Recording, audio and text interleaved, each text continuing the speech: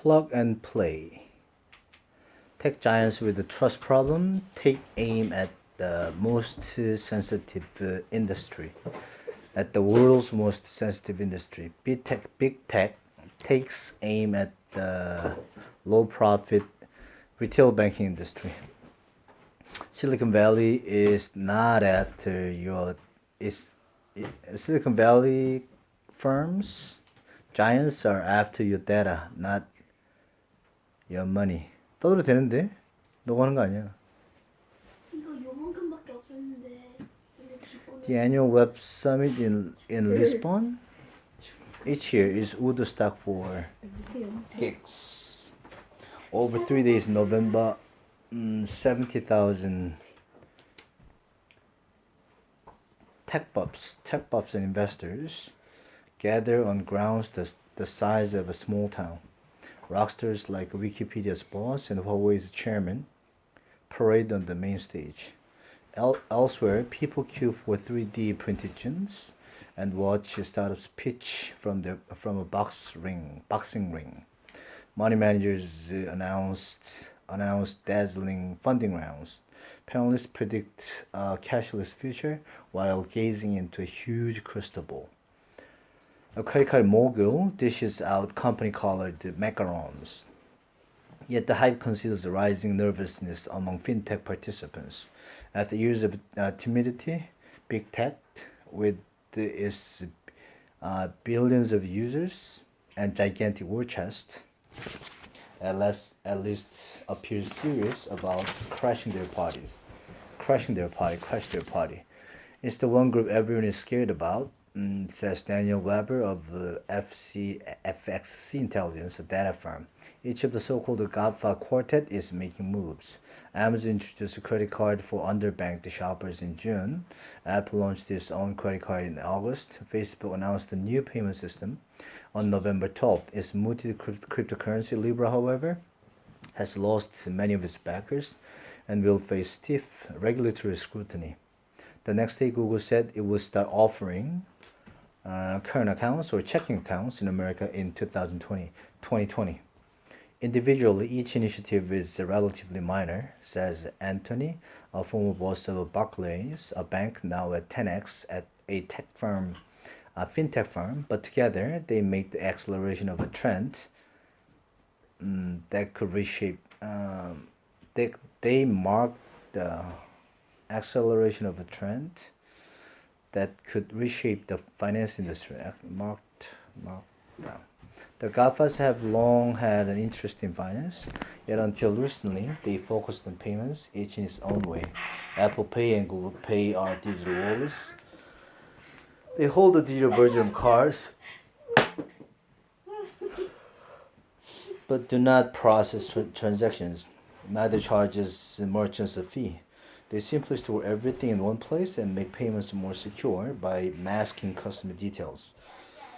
Now, Google collects transaction data. Apple does not. Otherwise, holding a phone over a contactless terminal is the same as tapping a card.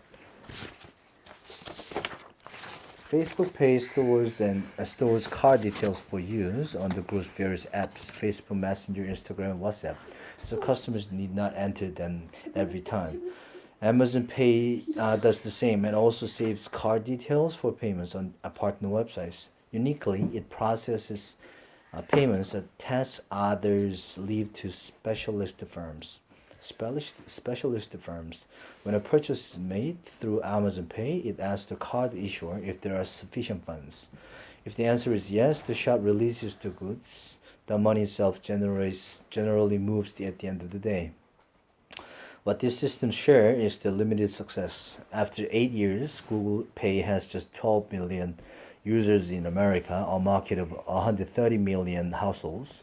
Only 14% of the country's households with credit cards use Apple Pay at least twice a month. In October, the number of customers who used Amazon Pay was just 5% of the number who used PayPal, says Second Measure, a data firm. This contrasts with the explosive growth of WeChat Pay and Alipay, China's super apps. These allow shoppers to pay for nearly anything from tea to taxis by scanning a QR code. Launched in 2013, they have over a billion users each. They process transactions worth a third of the Chinese consumption spending, and are now big lenders in their own right. But the comparison is unfair. China was able to leapfrog the world because of permissive regulation and a lack of existing digital payment methods. The rich world already had a decent credit card system, points out Aaron, a think tank limiting the appetite for novel solutions. Financial red tape also binds more tightly in the West to operate as payment institutions across America. Newcomers need a license in every state. That makes the GAFA's move into retail banking even more puzzling. Since the financial crisis, credit provision has become one of the world's most regulated activities that constrains returns on capital and profits. Western lenders' valuations are a fraction of tech firms, notes Shankar of the consultancy. Why would big tech want to be a bank? The answer is twofold. The tech giants may not yet know exactly what they want, says Martin of FinTech. Silicon Valley likes to place bets and see what sticks. Place bets and see what sticks. Throw them up against the wall, and see which ones stick. And they probably do not actually want to be banks as long as consumers do not notice. At bottom, a bank is a balance sheet, a factory that turns capital into financial products. For example, loans and mortgages, and a sales force, as Dave of Consult Hyperion, a consultancy. The first two are heavily regulated, and big tech is uninterested.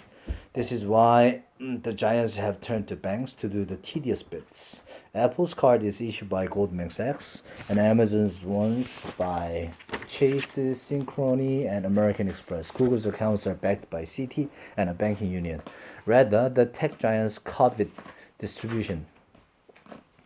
Their smarter system and lack of branches should enable them to strip costs out, says Tara Reeves of Merce Venture, the venture capital arm of a Canadian pension fund. More important, selling banking products should lead more people to use their payment systems. Apple and Google want more reason for consumers to keep their phone under their pillow at night, says Lisa, a research firm. Amazon wants payments in-house, so users never leave its app. But above all, the GAFAs want data. They are already good at inferring consumers' preferences from browsing patterns and location, but spending patterns are more useful. They could be used to assess ads performance or promote products. An investor says tech giants could even start dispensing financial advice. It may take them some time to get there. Current accounts are sticky, according to Novatanas, financial consultancy. Only 8% of American retail consumers switch bank each year, yet they should enjoy having more choice. Free perks and a great user experience could sway them, especially if they know that a bank is in charge of their sensitive bits. Lenders will also welcome big tech, at least initially. Distribution accounts for half of operating cost at America's typical retail bank, says Gerald, a consultancy. Tying up with the GAFA would be a neat way to access new deposits or a cheap source of funding. Yet, as big tech starts to own consumer relationships, banks could lose clout.